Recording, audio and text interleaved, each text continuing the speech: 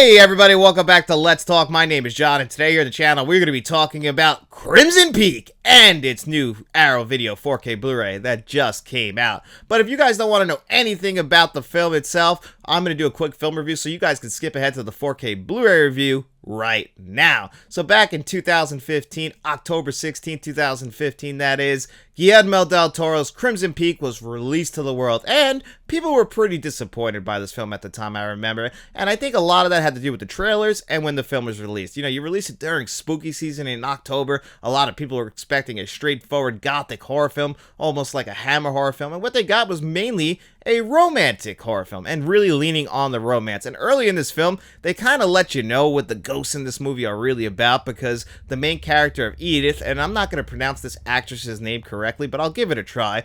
Edith is played by Mia Wasikowska. I know I'm pronouncing that wrong. I tried to look up a YouTube video how to pronounce her name correctly, but I am going to butcher that name. And she's a writer early in this movie, living in Buffalo, New York, and she wrote this story, and they're like, you know, you really got to add a love story into it, but we know that there's ghosts in the story. And she's like, well, the ghosts are a metaphor for the past, letting you know exactly what the ghosts in the actual film are about. They represent the past, which kind of comes into the ending of this film. Also early in this movie, Jessica Chastain and Tom Hiddleston, playing Lucille and Thomas Sharp respectively, they show up and they're looking to get, you know, some funds for their digging machine. Well, Thomas Sharp is looking to get some funds for his digging machines, and he's kind of trying to appeal to the businessman, Edith's father, Mr. Cushing, but also Tom Hiddleston and Jessica Chastain. It seems like they have more that they're into. You know, we kind of see them whispering to each other. Thomas Sharp also kind of gets smitten with Edith. Even though we kind of feel like they're not going to work out, they kind of have some chemistry together. They start to actually build a romance,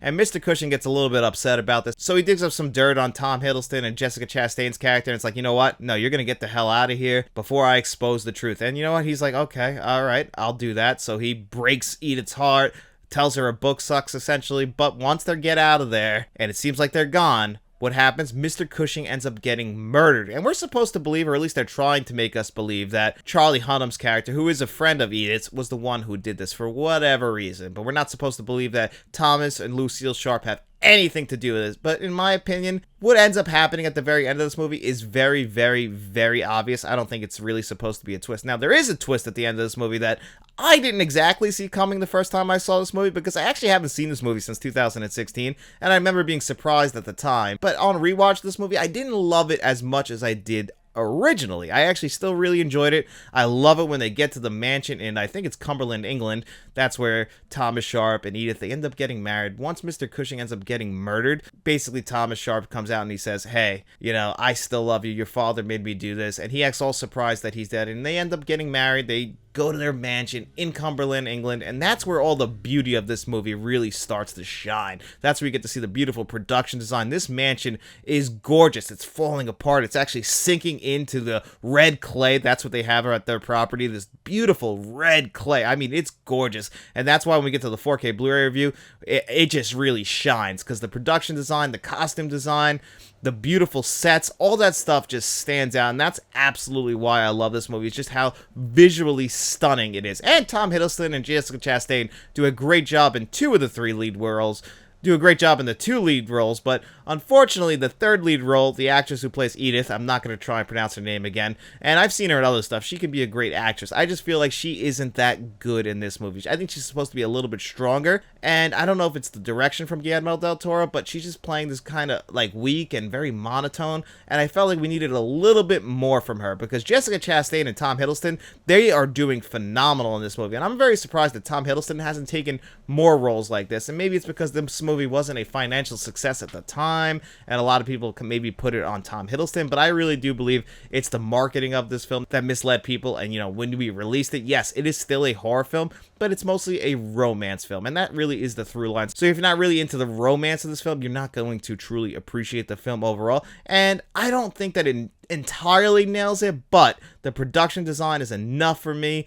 the beautiful visuals, the incredible set design, even the CGI. The CGI in this movie, it's not the greatest I've ever seen, but it's used as a tool to assist the great practical effects and, of course, the great real sets that they're using. Anytime we can use real sets, I always just think it lends itself better to the film. Guillermo del Toro, he does this all the time with movies like The Shape of Water, Nightmare Alley, and I really do think he started to really hit his stride and really hit his peak as being a director. I think it all started right here at Crimson Peak. He hadn't quite nailed it, but then we get to The Shape of Water, Nightmare Alley, and Pinocchio, and those three movies are 9 out of 10, 10 out of 10 masterpiece. This movie, you know, it's more like a 7.5, 8 out of 10. I really do appreciate it, but it didn't work this time as much as it did for me the last time I watched this movie, and that's fine. That happens. You know, sometimes you cool off on things, you look at things through a critical eye, and you're like, that doesn't entirely work, and I don't want to spoil the ending for this movie. And, you know, at the very end, I'm like, okay, that's a great way to wrap things up, but it doesn't entirely stick the landing, just like the entire film. It's right there, but it's not a perfect movie, but it's still a great romantic gothic horror film. So if you went into this movie and you saw it originally and you were expecting a straightforward horror film and you were let down, I say, hey, why don't you check this movie out again? Maybe check it out on this Arrow Video 4K Blu-ray that we're going to talk about right now.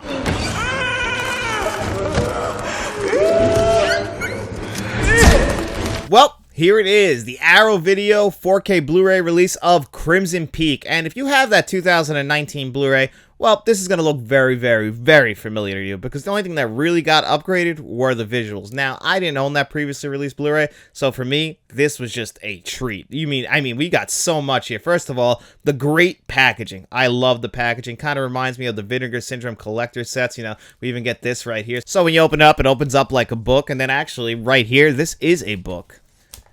I mean, it kind of looks like you would think like the 4K would be in here, maybe the Blu-ray, because it is a one-disc set. It's only one 4K Blu-ray disc, so if actually you get a bunch of cards right here and a poster. So again, I mean, they really gave so much to the collector here. I'll put that right here. But here is your one 4K disc at the back of it, no pack-in Blu-ray disc, and you're like, how do they fit all the extras on there? And man, they fit a lot of extras. I'm talking, I believe there was actually 16 clickable extras on there, and a bunch of them were more featurettes when you clicked on it, so they gave us everything. They gave us an audio commentary track with Guillermo del Toro.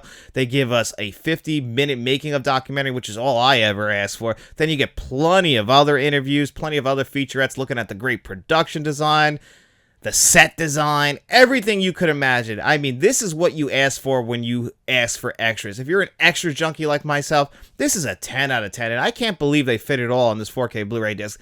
And again, if you have that previously released 2019 Blu-ray, you've probably seen all these extras before. You might be a little bit let down by that, but for me, I had never seen any of these extras before, so I was just so excited, loved it, and it makes you appreciate the movie a little bit more when you watch those extras and just hear everybody talking about this film and everything that went into it. You know, so even if you have some flaws, and I have some flaws with this movie, you still appreciate what they were going for. And I just go on and on about that production design. And then what about the audio? Well, it actually had a previously released DTS X track or DTS 7.1 compatible track. You get that same audio track right here. It is a phenomenal audio track. My God, making great use of your speakers throughout the entire film. You're like, you know, might be very noticeable early, but in the third act of that movie, you're going to hear stuff coming from the back, coming from the right side, and I mean, that's just a greatly mixed audio track. I can go on and on about the audio, but I'm just going to say it right now. It's phenomenal. And again, if you have that previously released Blu-ray, you know how good this audio is. I had never experienced before. I am so glad that I did. And now, what did we get upgraded? Well, we really got an upgrade to the visuals. That's where we go from the regular old 1080p to the HDR10 and Dolby Vision. And my God, again, just like the audio, the visuals here are a 10 out of 10. They are absolutely stunning. I mean, Guillermo del Toro in general, this film was shot beautifully. You know, again, the attention to the detail with the production design, the sets, all of the clothes, and just how everybody looks. It's perfect for the time. Now, some of the wigs, and, you know, maybe they were wearing wigs back in the day, but still, it's very noticeable when people have a wig on, and maybe that's just because of the era, and people were just wearing wigs in general anyway, but you're like, okay, that's a wig, but, you know, it might just be more noticeable because we're watching it on Dolby Vision and HDR10, so everything is just gonna pop. That beautiful red clay, I mean, it's gorgeous. The use of red in this film in general is just absolutely gorgeous, and that was the intention. You know, red is a big part of this movie, obviously, even with the box art, but that beautiful red clay, the blood itself, it's like that Hammer horror kind of blood where it's like that bright red. It all just looks so good, and of course, this is in the aspect ratio of 1.85, so it's gonna fill up your screen. And I mean, like, there were times, you know, I'm just gathering up my jaw because it's on the ground, because I couldn't stop looking at this movie. It was beautiful. This is one of the best releases. And I just watched Narc from Arrow Video too.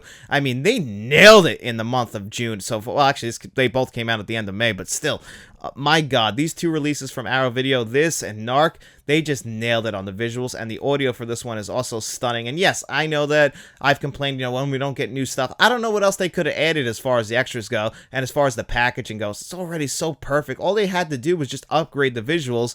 So if if you didn't get the last Blu-ray release, well, yeah, I mean, you're going to be eating good in the neighborhood. Now, it might be a little harder to justify to those people to pick up this 4K Blu-ray, and I understand that, but you are going to get a huge jump in the visual department, I'm guessing, because I haven't seen that previously released Blu-ray, but I cannot imagine it looking as good as this 4K Blu-ray. I mean, this is one of my favorite releases of the year, and I said the same thing about Narc, but my God, this is everything I could ever ask for. Great packaging, great audio, great extras, great visuals. So what am I going to rate this one on a score of 1 to 10? This might actually be my first 10 out of 10 of 2024. So even if you do not love this movie, I mean, and you're a collector out there and you blind buy something, I don't think you're going to be disappointed with this one, just because of the great packaging, great extras, visuals, and audio. I mean, they gave us everything you could ever want. It's just really going to come down to, how do you feel about the film? I know people were disappointed when this movie came out almost 10 years ago, which blows my mind, because I remember seeing this in movies, and it doesn't feel that long ago. And I remember people being disappointed at the time, and I'm hoping that, you know, people give this movie another shot and watch it for what it is. You know, maybe don't watch it during spooky season, even though it does kind of feel like a fall movie. Maybe watch it, you know, in November or something like that, after spooky season. You're kind of in a romantic mood, and, you know, maybe put this one on with your significant other, although it kind of ends on a Game of Thrones type twist. If people have seen this movie, they kind of know what I'm talking about, but still, you know, it's one of those types of movies, and it's got a certain beauty to it, and I definitely can recommend the film. And if you are going to watch this movie and you have the money, definitely check it out with this beautiful Arrow Video 4K Blu-ray. Well, I'm going to kick it over to my future self for this week's digital code giveaway. Thanks, Past John. That's right, it is Tuesday, and that means it's time for us to pick our 2 digital code giveaway winners. So in this past Friday's video, I asked you guys 2 digital code giveaway questions. All you had to do was answer one of those in the comments section. As long as you did that, you came to this video right here. I put your name on a magic wheel. I spun that wheel 2 times. The 2 names it lands on, they have their choice, the digital codes that you've seen on your screen before you today. And I asked you guys, what was your favorite sequel? And what do you guys think of Film Grain? And I really appreciate everybody who gave me those very thoughtful comments. I really appreciate it. I believe I responded to every single one, but I really appreciate that, guys. And that's what we like to do the digital code giveaway for anyway. It's really just to talk our favorite thing in the world, film. And that's why I really appreciate doing this every single week. So thank you guys all for entering. And without further ado, let's spin this magic wheel.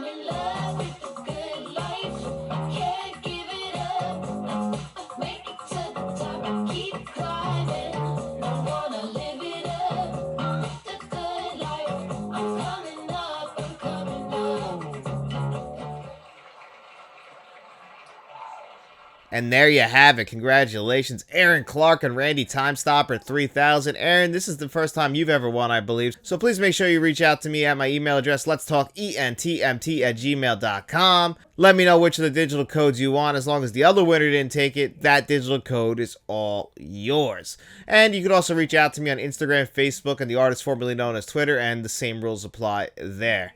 And if you guys didn't win this week, don't worry about it. We're going to be doing that again this very Friday. And we also are going to be doing our physical media giveaway. That's coming up pretty soon. In about 2 weeks, we will pick our winner for that. So if you are a channel member under the producers tier, the directors tier, or even a friend of the channel, we put your name on a magic wheel every single month. And whoever's name it lands on, they have their choice of a piece of physical media that I'll be giving away. And next Tuesday, or maybe this Friday, I'll reveal what this month's choices are gonna be. So if you want to become a producer like John Doe Juggalo, Jason Martin, and Mr. Smelly Potato, or even a channel director like Frank from Frank's Media and Reviews, we have plenty of perks for you guys. So just check those out in the description below. And if you got no money to throw our way, we don't mind at all. We just really hope you enjoyed this video. And if you did, get out in those streets, tell your friends about us, and then we'll be seeing you around.